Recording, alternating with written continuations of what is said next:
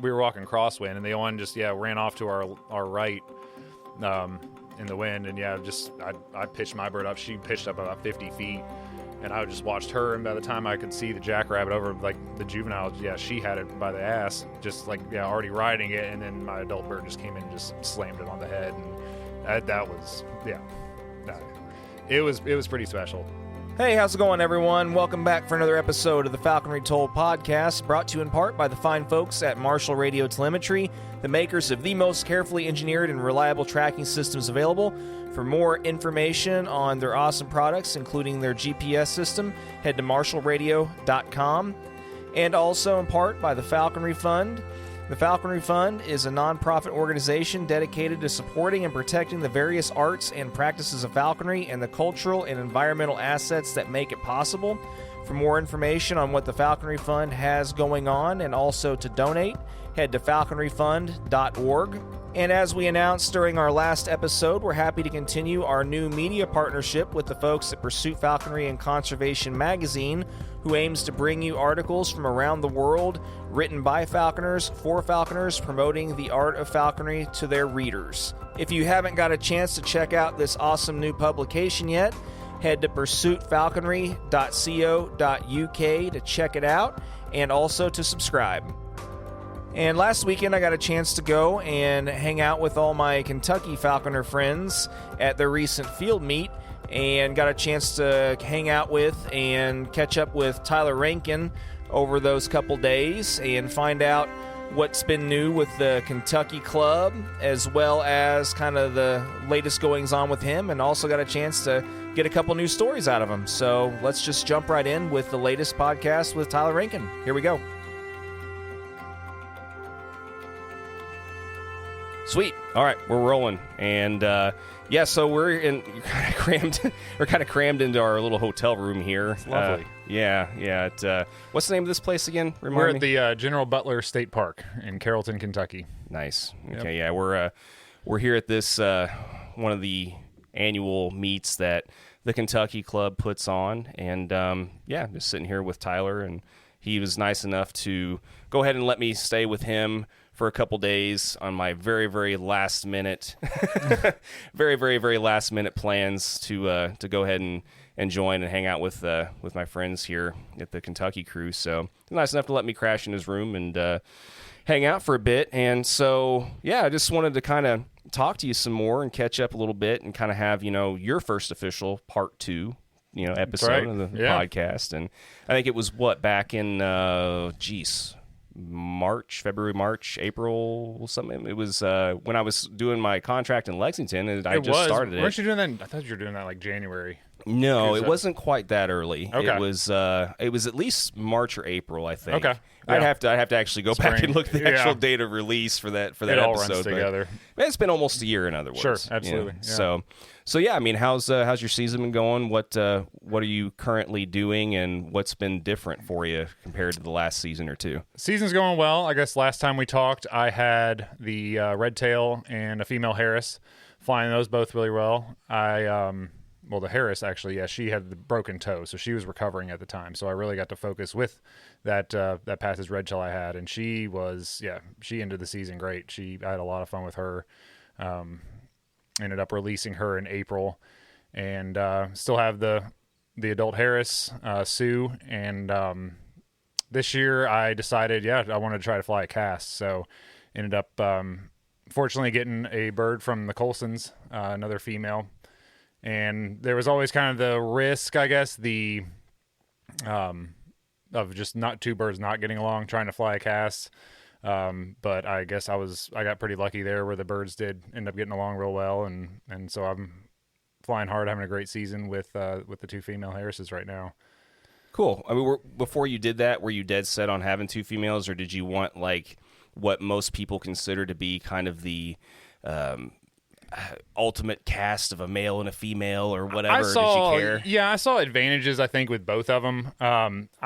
I'm not interested in getting into breeding or anything right now. I know that, they wouldn't be sexually mature for a few more years, but I mean, I'd be keeping these birds for a while. So that was kind of one of the turnoffs. I just really wasn't interested in doing any kind of breeding or preventative measures from breeding or anything like that. So, And then just like the kind of game, I just like the female Harris flight style a lot better. I know the males, you can fly different game with them, a little bit more versatile, just their flight styles different. I love watching male Harrises fly, but just a cast of 2 females. We go after mostly rabbits, but I mean, we hit the occasional squirrels every now and then. So I think you got a little bit more protection with the female Harris against squirrels too. Well, yeah, and after seeing kind of the downside of having like that female Harris that I'm messing with right now and trying to continually get going, and seeing how she was squirreling kind of on her own time, and I mean kind of going in, especially if you decide you want to squirrel hunt, knowing that there's a good chance you're going to get at least one toe or possibly even a foot bitten off. Oh, yeah. Or whatever the case may be. They start learning, yeah. Yeah. That's how they learn, too, I think. Yeah, and after after getting out today, especially at this meet, and seeing everybody with Harris's, that are squirrel hawkers, yeah, there's not a single one of them that hasn't been bitten. No. And that's not to say that you should or shouldn't do it one way or the other. It's just that that's going to happen inevitably. Right. It's just the severity of the bite. Exactly. You're going to get some bites, and they're treatable, easily treatable. But yeah, some can be pretty bad. Some, you got to let them rest up. I mean, you get some swelling infections from some bad bites. I mean, some could get even worse. Yeah, they hit tendons, toes, all that stuff. But so far, knock on wood, I've been pretty fortunate in that regard. We've taken some bites, but I think that's how they learn. I've noticed more success of them. Yeah, when they catch squirrels now, they're grabbing them by the head. Sure. A lot more now, and just kind of learning that way. Because I think the first few, a chamber bird, yeah, they'll go after anything and then grab it by the back, and then that's then you get the mouth from on their feet there. Yeah. So yeah. I mean, it's something I still want to do. I think probably, if I'm just kind of judging off of how my season's gone, which has been trash, as you know, we've already talked about that, but I'll probably end up trying to do the classic red tail and squirrels again next season, since I didn't have very much luck, and of course naturally decided to somehow end up with another red tail that doesn't want to do squirrels. Yeah. But it was really cool seeing how, and I'd kind of seen it before, but each time you get a chance to spend a lot of time out in the field with Harrises in particular, and red tails, for whatever reason, their feet are thicker, they seem to be able to handle those bites better. But seeing just how much some of these Harrises, their tenacity and just the pure gaminess of some of them, they can have be bleeding from multiple puncture wounds on their feet, right. and be bandaged up on a couple, be missing part of a toe, whatever, and they just absolutely do not care. They keep going. They just keep going and keep going and keep going. And as I know this from experience too, that sometimes whenever you get just an overly gamey Harris, it can be somewhat of a downside at times. It can be dangerous. Oh, absolutely. That's how my female was her first year. I mean, yeah, she'd grab turkeys. And then stupid stuff. She'd attack dog toys in the yard. She'd grab white-tailed deer, like just anything. And it's just, we try to break her of those habits. But I've really enjoyed watching these two work together. It's been really cool because, it was hard enough. You deal with the frustrations and the training to get, a freshly, the chamber bird going on their own, getting him to land in trees, getting him to look up trees, getting him to know what to attack. But having a made bird there and then getting a new bird, it's made it so much easier and so much better. And it's been really cool just to watch them, learn from each other. And they've kind of started working together. One will perch high, one will perch low. One will fly way far ahead. One will hang back. They know, like, they see me beating brush. They know to get right on top. They'll both get on either side of, the thicket that I'm beating and stuff. It's been really cool to watch them. Then gave me a new appreciation for them flying two than originally just, having the one. Mm-hmm. Yeah, it's something that I think I really want to do at some point also. You should. I really think that's probably going to be on one of the, I don't want to say super future, ahead of time, like way out in the future, but probably in the next handful of seasons, I'll probably just go ahead and probably bite the bullet and do that. Yeah. Simply because, especially this season and last season have kind of burnt me out on trying things that are a little bit out of the realm, of not necessarily possibility, but out of the realm of realism. As far as what we can do in our area. They're definitely a safe bet for where we're hunting and what we're hunting. And that seems like it's going to be the next thing that's going to be the most fun thing to do and practical at that. Not only practical, but it's going to, you're going to have a lot of fun doing it, and it's totally doable, and it's going to increase your chance, assuming you get 2 decent birds, of course. But get 2 decent birds, and I mean, you have your frustrations. I mean, sometimes, you put them up, they'd start quabbling over little stuff. One would go down, after a mouse. They'd see the other one try to eat a mouse, and they'd, bicker over the little stuff. But it can be stressful. Just sometimes trying to, we had 4 out today. I mean, just trying to okay, 1, 2, 3, just trying to count them all, where everybody's at and everything. If you're in a big group.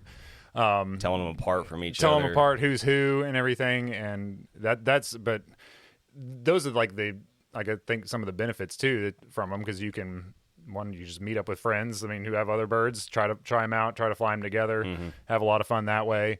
I was thinking, today, you can just walk off and not really exactly knowing where your bird is, but knowing that your Harris is somewhere around there, and you don't have this fear of it just being totally lost, you would a red tail or any other wild trap bird, really.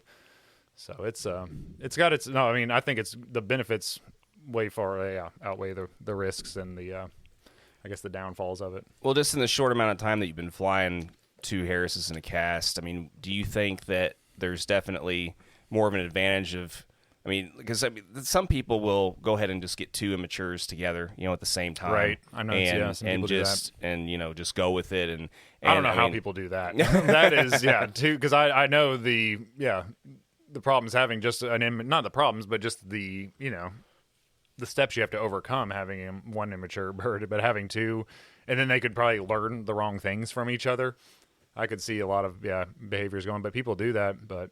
Yeah, I'm not really sure I'd have the patience for that either. I'd almost want to have 1 made bird, to kind of teach the other made bird. I think that's the route better. I'd probably rather go to. Absolutely. But, you never know. It can still, depending on the circumstances and just the nature of how these birds are, and you never quite know what you're going to get. We talked about that not too long ago, actually, whenever I was having the issues with my bird that I was having, and and I lost her for that short period of time, about how so much of getting a good bird, it seems like, you can do everything in your power with some of these birds, and sometimes you just cannot make it a good bird. Right. But sometimes you get these birds that you can put minimal effort into, and they turn out to not only be amazing, but make you look amazing in the process. Right. And then there's a whole gamut of right in between, somewhere in the middle. That's true. You find out, but it takes, you have to work on certain things, and do things a different way to accommodate these quirky behaviors, or just the way that these birds do things, and you kind of got to figure those out. But like we were saying, a lot of it, I think it's why some people get 2 immature Harrises, because you have, I think, a better chance. And this is in my limited knowledge of Harris Hawks, and because I've only flown 2, but I think getting 2 immature ones, you have a better chance of them getting along in the field. So they're adapting together and learning. Exactly, they're learning, growing together. At the same they're around time. Each other all the time. Yeah. But introducing a young bird to a new bird, totally unrelated. Just throw it into this other bird's environment. Yeah, I can see why there'd be a whole lot of potential issues there. Which, fortunate for me, and it does happen, but fortunately for me, that didn't happen. I basically just perched him out in my yard. I got this bird in August. I think this new bird in August, just had him perched out in my yard every day, right next to each other. Had the dogs running around in the yard. That was one other thing I'm very lucky about this year with that new bird, is that it doesn't have any interest in, aggression towards dogs or fear of dogs or anything. And we love to hunt our dogs here. So. Yeah, that's definitely one thing I've noticed about this Kentucky club, a lot more even than some of the other clubs I've seen, is everybody in this club not only has at least 1 dog, but has multiple dogs. And people are known for more. I think you 2 know or 3 on people's average. Dogs more than you know their birds, really. Yeah, people's dogs. Yeah. Yeah, you can. Yeah, it's a lot easier to remember dog names than falconer names half the time. Right. Especially us with our amazing intellect and and just a wonderful learning capacity. It's more right? fun to watch the dogs sometimes, really. Just watching the dogs, yeah. Just get out there and let them do their thing.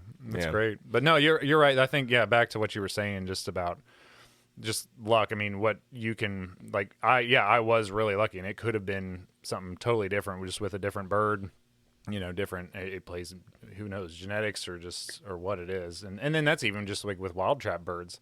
I mean, I know apprentices, they'll get their first birds, it looks great. It's very calm when they first trap it, it mans well, but then you get into some, and they do everything right. And honestly, they talk to their sponsor. It seems that they take the process, seriously. They do it right. They keep track of everything, but they just can't get success with certain birds. And that can be discouraging, I think, to a lot of, first year apprentices, that they're doing something wrong. But I think the more times you do it, I mean, sure, you can have crappy birds your first, year, but that's why I think, I mean, you should train multiple birds during your apprenticeship just to do that process. Yeah, because it can, your luck increases. Exactly. Yeah, and I've had this conversation many times with other guys too, that sometimes it's almost more of a curse that you end up with a really good bird as your first bird, right? Because you don't appreciate right off the bat just how good, number one, a bird is, but number two, how lucky you've gotten to get one of those low percentage birds that are really receptive and all in to hunting with you. Sure. And I know I mentioned it before on the podcast a few different times, but it's almost like you can't emphasize it enough, because I mean, there are times that I think, man, I really should have just went ahead and kept my first bird. Yeah.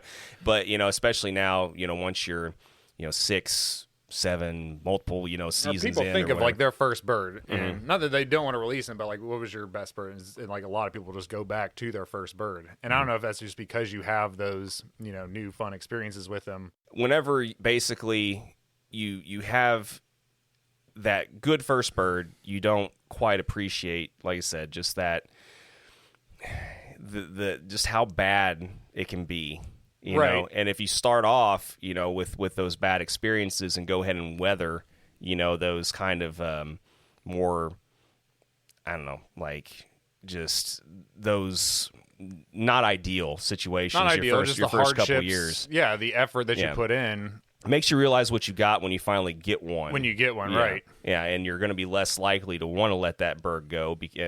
And I've mentioned several times, too, it's like it's so easy now to understand why a lot of guys keep birds for, 5, 6, 7, 8, sure. as many years as they keep getting can. better and better year after year, too. Yeah. Right. Yeah. And I think it's, and with having...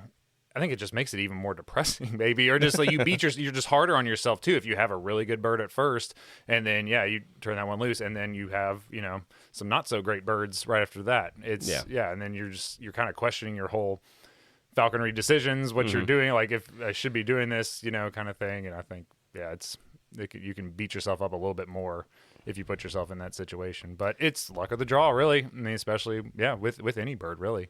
Yeah, for sure. And even proven birds can be a completely different type of bird going to a new owner, as I've learned very painfully this season. And, it's one of those things where I have to credit Matt Molinex for giving me this quote, because he got it from someone else that he knows. But he told me whenever I was having issues with that bird and I was talking to him about some different things, he said, we as falconers, we don't make mistakes. We just pay tuition.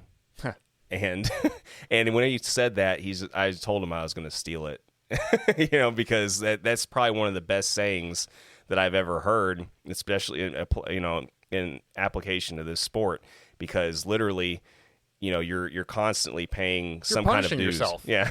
All season. I mean, you're punishing yourself. You really are. It's never easy. It's never totally easy. I mean, you got to put in the effort, but you want to you put in that effort so that you can get those successful rewards. And once you start getting like little tastes of that as you're going, I mean, you just keep wanting it more and more, and then you just So you try different things. You keep on putting more effort into it, and it becomes addicting. Really, I mean, just getting getting out there, because you're doing it for the birds too. You're not just doing it for yourself, for your entertainment. You see these birds are doing what they love to do, and you just keep pushing them, and it definitely takes a toll. Yeah, and it's the same. I'm pretty spent at the end of the season in March, emotionally and physically. Absolutely, and absolutely. Yeah, and I think that's the reason why so many people love incorporating dogs into it too, is because it gives them that extra mile worth of bond with their dog. Also, as far as certain types of breed or certain types of breeds are bred to do, a certain thing. Right. And whenever you see how happy that dog is with you in the field and doing something else that's making it that much happier, it just increases that bond that much further too, which, is another reason why it's that much more addictive in that sense. And then too. there's the whole triangle part of it too, where you see, like, now I'm to the point really where I can send my dogs out and they'll just go do their thing. The birds follow the dogs. The dogs hear the bells jingle where the bird's going. The dogs follow the birds. They don't need me anymore. Like, I'm standing back being a spectator, which is awesome sometimes. And I think that's like, when you've reached that level, you're in a really good spot there. Especially when we were working with dogs, you got that triangle. Yeah, I guess, with you, the dog, and the bird. Yeah, for sure. Well, so as far as the different stuff that the Kentucky Club has had going on, aside from this meet, what other stuff's been going on with the club? I haven't got a chance to catch up with you much about that recently. Yeah, we talked a little bit last night. So we, I feel we've got a really good group of people working together this year. We're coming into our second year with our current officers. We've had a lot of people step up, wanting to do new things. We got this guy, Mike Crawford. He's our new website administrator. He's done some really cool things. It's nice to see people bring in new ideas, wanting to make improvements for the club. Because like I told these people last night, this is your club. It's not mine. I'm not going to make it for you. If this is your club, we can make it whatever we want to. And bring whatever skills you have to the table here, and we'll make it happen. So, we do our annual picnic. We did it here at General Butler State Park, and then we chose the meet to do it here in the same location. It's pretty central in the state. I believe everybody from Kentucky had, it's a less than a 3-hour drive for everybody around the state. So we thought that was a good place to have it here. We did do a apprentice workshop. We contacted Kentucky Fish and Wildlife, and they let us use one of their facilities in Frankfort, and we did a kind of an intro to falconry workshop one day, and we're going to do that again in March. I think we got a good response and ideas from the first one, just for kind of give people a crash course like Falconry 101, what it takes to get your license kind of thing. Sure, you can sit there and read online about your checklist of requirements, but we kind of go into a little bit more just about like land acquisition, being sure you have enough time to, commit. We put on a pretty good workshop, I think. So, and Fish and Wildlife's been really receptive to that, and they've come out and our falconry coordinator was at that last workshop there and was there to answer questions and everything. So we've got a good thing going on there too. So we're going to do that again in March. And hopefully, because our birds will still be at weight then, so we may do a little bit more kind of flying interaction type stuff. I did a fundraiser for I basically did a fundraiser for a raptor rehab up in Cincinnati, Ohio, not too far from my house, where people bid on opportunities to go out for a falconry experience. These people are more interested. They see raptor education shows, go see the education raptors at the facility and stuff. So they got into the falconry experience. So that was a lot of fun. And we got a lot of club members involved with that because I got my cast of Harris Hawks, but these people paid a good amount of money to see some falconry for a day. So wanted to keep it, kind of going. So we got, members brought up their birds and took them out, and everybody really enjoyed it. Cool. Kinda blew some minds, I guess. Yeah, you did that over 3 different weekends? We did 3 different opportunities too. So it was a little bit like weather pending. We tried to schedule in the best we could. I mean, we had some great success. One day we had groups. One couple came out, then we had like a group of like a family of 5 come out, and then a group of 4 ladies who worked for the Cincinnati Museum came out. So nice. Cool. Yeah. I mean, so as far as kind of going back to the meet and how this stuff is organized, something I really haven't got much of a chance to talk to other clubs about is what all goes into organizing this stuff, because I know a little bit from, the guys that I hunt with and friends with from, our Indiana club. Sure. How they go about, doing some of their meetings and planning and coordinating for our meets and stuff. But how do you guys go about doing the planning and organizing for this stuff? I like how you guys have your 3 meets a year, right? And you guys have it's 3 or technically 1, 2, 3. You do 3 different locations. Oh, 4? Yeah, 4. But that might get consolidated back down to 3 at some point. And then we also have our summer picnic. Right. Along with that. I'm saying you guys do it in a different way where you have your same different parts 3 of the locations. state. Different parts of the state, throughout the season. So people who necessarily are too far away to go to one can always go to the other. I think that's great. We're really at the point right now, and we've got a good system down for planning our meets. Really, we do the one a year. We did it now in late January, just kind of learning year to year. We had some issues. We did one in February last year, which is technically after rabbit season ends for gun hunters. So hunting in wildlife management areas, some of the game wardens, didn't really quite understand like that falconry is still legal to take rabbits, but with a gun it's not. So they thought you can't hunt rabbits, period. So we did have some good talks with them, but I think to avoid that issue, we held our meet in late January this year. So really, what goes into it is basically picking a central location, and you base that central location off of where the most hunting land is around. And we have not, since I've been around, we have not done a meet in the same place in the state, in consecutive years. I guess since we were doing it in Carlisle, Kentucky, where we held our regional meet a couple of years ago. But we like to kind of move around because we're all really spread out throughout the state. We got people, in Owensboro and then in eastern Kentucky, so it's a far drive for somebody.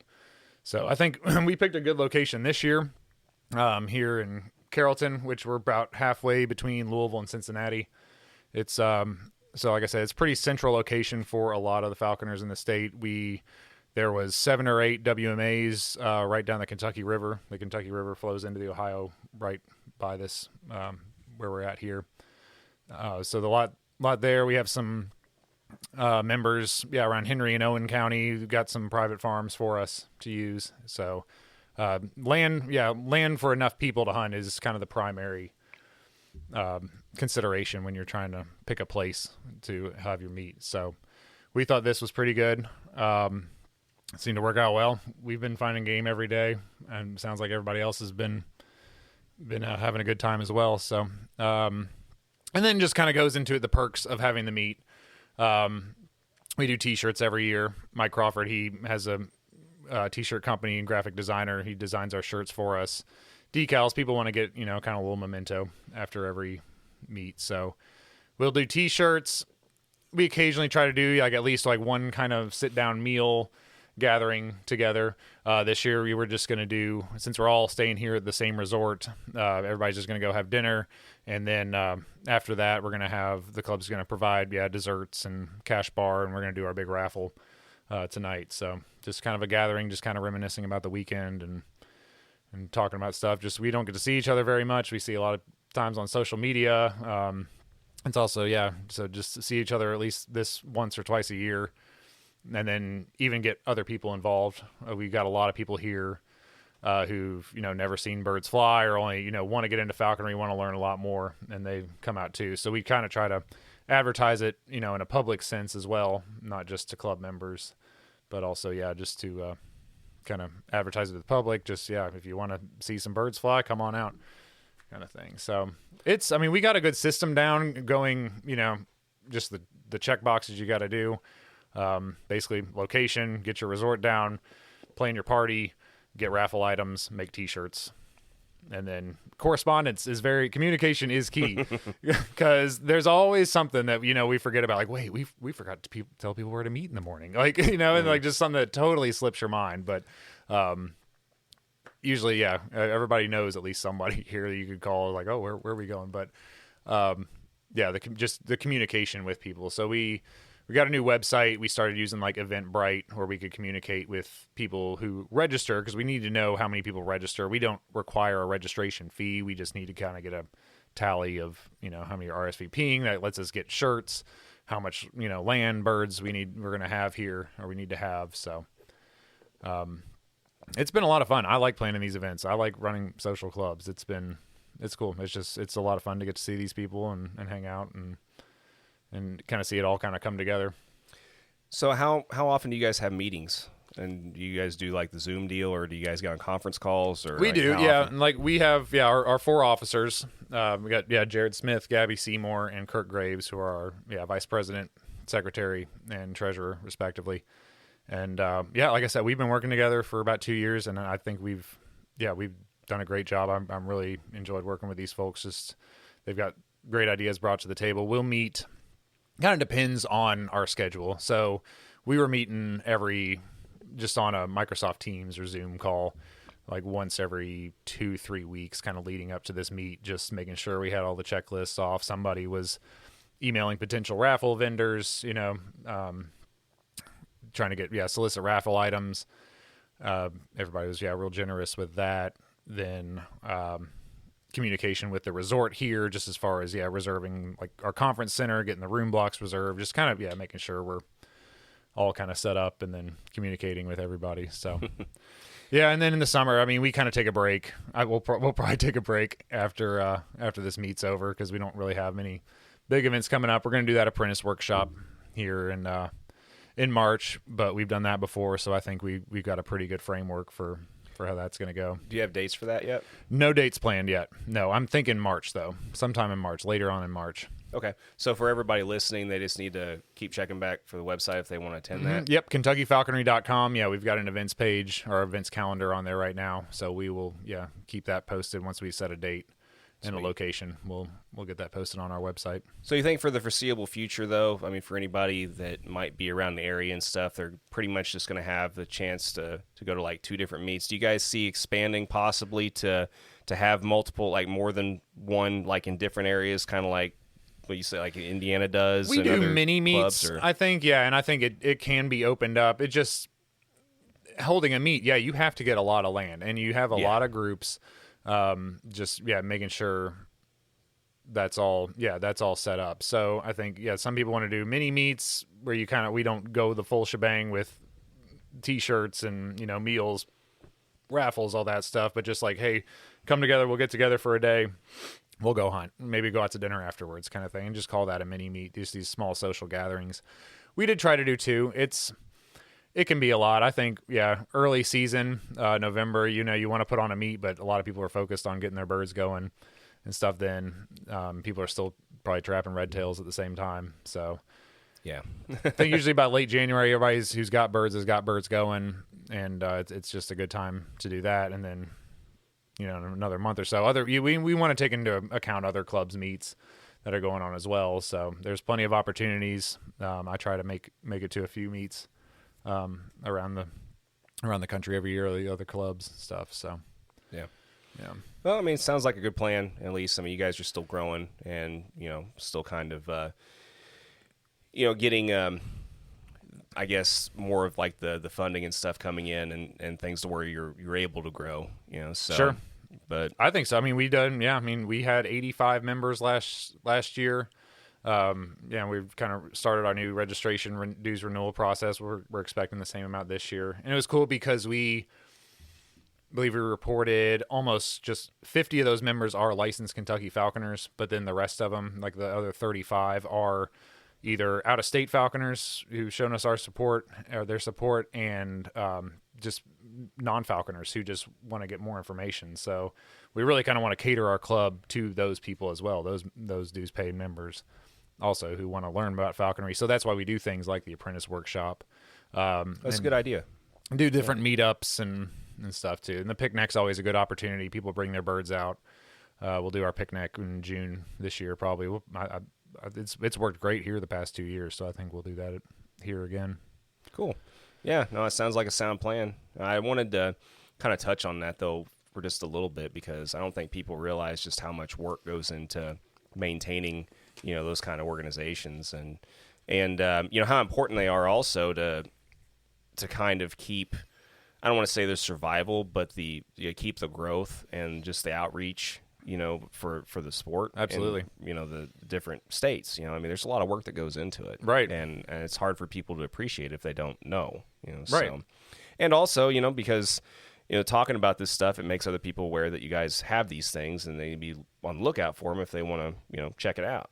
So, but yeah, as far as everything else though, it's just in general, the last time we talked, I know that we, touched on a few things. If people want to hear how you kind of got into the sport and all that kind of fun, happy nonsense, they can listen to the part one, I guess, the first episode. But you wanted to share a few more funny stories, you said. Oh, yeah, I actually did think of some this time. Yeah. That happened shortly after we did the podcast, and I was like, oh, crap, I should have, wish we'd done that podcast later. Yeah, there's a few guys. I know Fincher did the same thing, and a few other guys have done the same thing, too. It's just like, even if I tell them ahead of time, like, these are definitely some things I want you to share or whatever.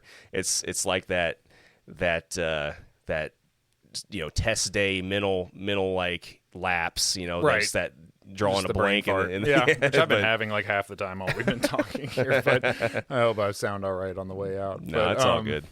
Yeah, we these are meat stories too. I went down to Demopolis, Alabama last year, and I had a lot of fun. I'm going to go back this year too. They put on, the Alabama Club puts on a great meet down there, and I've taken a lot. I like to go to other meets just to kind of learn, see what other clubs are doing, how they're doing it, and bring that back to make our meets better too. So I got a lot of good ideas from the Alabama Club. They put on a great meet. We went down there, man. That's when I had my Passage Red Tail.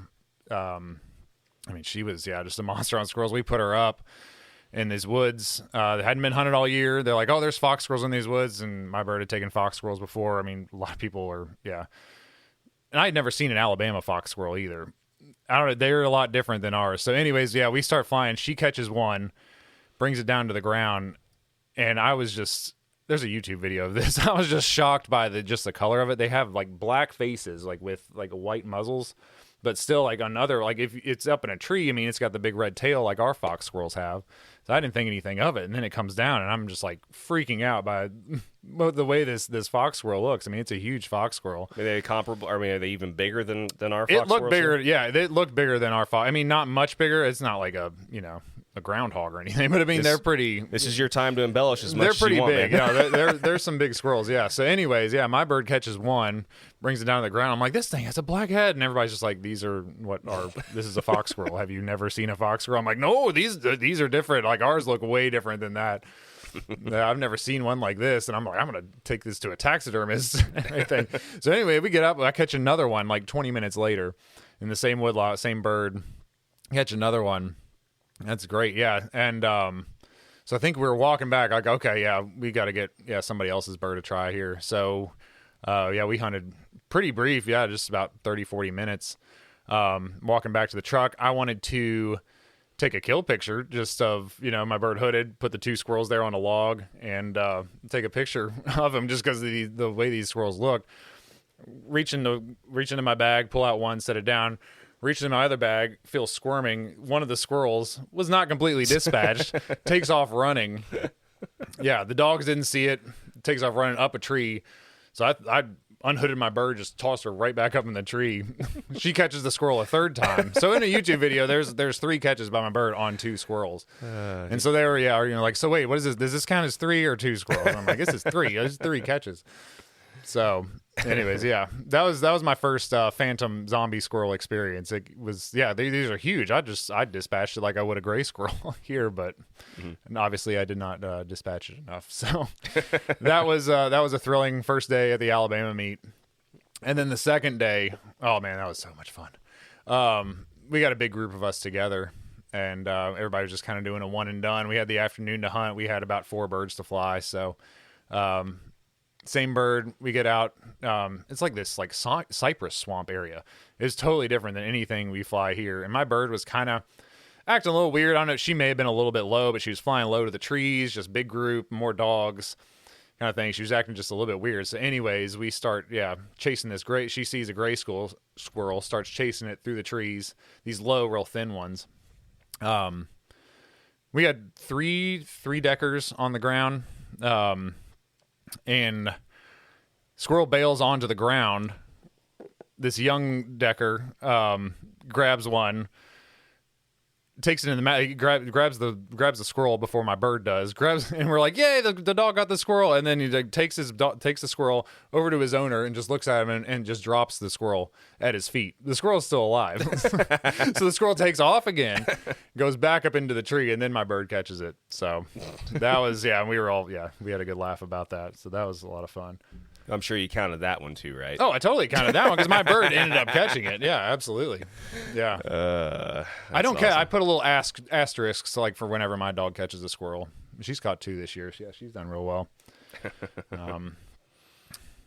So those are the funny stories. But then I think, kind of one of, I don't know, my better moments, I think, in falconry career. And I think for any Eastern U.S. falconers, whenever they go out west and get their first jackrabbit, I think, and I got to do that this year out in Oklahoma, and I'm like feeling like emotional about it, like when I'm just even like thinking about it, just because, you drive out there, you put in the time, you scout the areas and stuff. I mean, you spend weeks. I mean, I think anybody going to NAFA meet, east of the Mississippi, they go out there to catch a jackrabbit, and that's what they're mainly going for. So we had heard of a few spots people were seeing jacks around Oklahoma this year, and that was a great meet overall. But we scouted a few areas, didn't see some, so we're just like, we came here to catch jackrabbits. Like, we're going to Amarillo. Like, it's 2.5 hours west for us. So, just from talking to people there, everybody was just like, okay, you want to catch jackrabbits? He called this guy in Amarillo. I mean, I called Tom Colson, I called Jimmy Walker, I called, just people who just know the area, and they directed us like right where to go. And I mean, I just thought that was great. Just kind of the willingness to help out, just to do that for you. Michael Baran put me in touch with Jimmy Walker. He sent me pins of where he had saw jackrabbits a few years ago and everything. So 4 of us, 2 of us from Tennessee, 2 of us from Kentucky went out there. And started looking for jack. And I'm just like, we're walking through these, where they sit, just in these like mowed lawns, and it just I'm like, we're not gonna see anything. But there's poop everywhere on the ground. I'm like, they must be here. And you find the little beds that they dig in and stuff. I'm like, this is insane. Like, and then just all of a sudden, this 9-pound jackrabbit just freaking just rushes out of the ground. And that the first time we'd flushed one, like I had my adult bird on my fist. My friend was carrying my juvie, and they both bolted after it. And the jackrabbits, they run into the wind. So the first time, I mean, they didn't hesitate. They went right after it, but they just lost it in the winds. But seeing that and like knowing what I've heard about entering, an adult bird on a jackrabbit, like they may not chase it. You got to do it when they're young and stuff. But then seeing them chase, their first jackrabbit, I was just like, this is gonna happen. We're gonna do this. Yeah. So, we flushed like 2 more jackrabbits, ran into the wind. They got so close on a few, got above them, rebounded, missed. The jackrabbit juked them every time. But we went over to this new area and we flushed it, and this jackrabbit was dumb enough to run, downwind with the wind. Yeah, that's the death. And we started walking, crosswind. I think is how we were doing it. That's typically how you start. Yeah, because if they fly into the wind, then your bird literally has basically no chance, and they know that. I mean, the jackrabbits are smart. They know that. Right. And that's how. I mean, that's all they've got is that knowledge. Right. And I totally get. It's totally different. Yeah, totally different animals. I mean, they're totally they're hares. They're totally different than cottontails. I mean, they're just once you see one, you know, and then you see them up close, a big eye staring at you in the face. But we flushed out. We were walking crosswind, and the one just ran off to our right, in the wind, and I pitched my bird up. She pitched up about 50 feet. And I just watched her, and by the time I could see the jackrabbit over, like, the juvenile, she had it by the ass, just, like, already riding it, and then my adult bird just came in and just slammed it on the head, and that was, It's pretty cool. It was pretty special, so I'm happy I got to go out there and make the trip, and made some good memories that day. Nice. Yeah, no, you're right, though. I mean, it's basically everybody east of the Mississippi always wants to do jacks at some point. Sure. And it's not very often you get to make that happen. And so it's exactly like you just described. Anytime you plan that trip, it doesn't matter how much or how little you spend. It's going to be either completely validated or invalidated by whether or not you even get a single jack or not. Right. Oh, yeah. And if you don't, it's like every passing day that you don't get one, it's like that self-pressure, just kind of keeps like building and mounting. And then if multiple days go by and you still haven't gotten one, that first one that you do get, it's like it makes you that much more emotional. So I totally can 1,000,000% relate to exactly what you said, because I felt the exact same way. And it was kind of funny because the very first jack I ever got it the exact same way. The jack was, for whatever reason, dumb enough to start running with the wind, downwind. Yeah. And I mean, when that happens, that bird is totally gonna catch up to it. It's just whether or not Instantly. I can hang on to it afterwards. No, I mean, those chases lasted, a quarter mile. The ones where they were running into the wind, because my birds did not stop. But this one, it went, a couple 100 yards, and then it was over. Well, and that's really also why you need to go with other guys that are experienced and have caught jacks before, because there's other things that those jackrabbits do, too, that you don't know. That we don't know. We're rednecks from Kentucky and Tennessee, right? Exactly. And, like, you wouldn't know, like... There's so many little things that they do to make it look like your bird almost has it caught. Yeah. But it's all strategy. Oh, we thought, there's so many times where that rabbit will slow down and even borderline stop and let your bird catch up to it, and then instantly take off again. And you're like, oh, it almost got it. No, it didn't you almost see this, have it. The jackrabbit just kind of like loping along. Yeah, and like it did it on like, purpose. oh, that thing's pretty fast. And then just, I mean, it turns on the afterburners, and you're just like, whoa. And it's all a strategy. Yeah. It knows exactly what it's doing. Yeah. And, it's nuts. No, you learned a lot that day. That was my first time ever, I mean, hunting jackrabbits. I mean, we had a couple of the guys had some, past experience doing it. They weren't locals. They didn't know, but they'd tried jacks before, so... Yeah, it was a lot of fun. Cool. Well, I mean, is there anything else you want to share as far as? I mean, talking about NAFA this year. I mean, I got to do the vendor coordination for that meet. That was a lot of fun. They had it at a great venue, and I just had a lot of fun. Kind of I just like organizing, social groups centered around something everybody likes to do. So I got the Kentucky Club. I've been kind of wanting to get a little bit more involved, at a national level. And I've got to meet a lot of great people through NAFA. I've kind of learned a lot more about their membership process. I'm working with Lauren Reddig on, as the assistant membership secretary right now. So it's been a good experience. And then, just seeing kind of everybody come together, the vendor night stuff that I got to organize there at the meet was a lot of fun too. So nice. Yeah. Cool. I'm going to go back for many more. Yeah. Well, speaking of going back, I guess we should probably go ahead and I got my own raffle and stuff to set up for. Yeah. You gotta get going here shortly. That's right. And get ready for that and eat and stuff beforehand and anything. I mean, is there anything else you want to go ahead and give a quick shout out to, or is there anything that you want to let people know about, or before we jump off? We covered most of it here, but we had an updated website, KentuckyFalconry.com.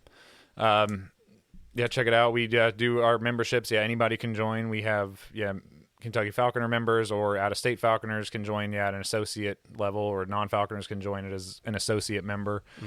So you'll keep up to date with a lot of our happenings, what we got going on. We got a lot of big plans ahead. So sweet. Yeah. Cool. Well, if you're good, then I'm good, and like I said, I'm glad we got a chance to catch up and do another. Yeah, no, thanks for coming to the meet and coming down, and hope you had a good time here. Yeah, a little quicker episode, but that's fine. We're both kind of we're in the middle, a little stuff. Yeah, we've been out in the field all day, and it's all good. I'm glad we at least got a chance to catch up and kind of regroup and figure out what's up. Yeah, absolutely. Thank you. So, awesome, man. Well, let's go have some dinner. Sounds good. All right, man.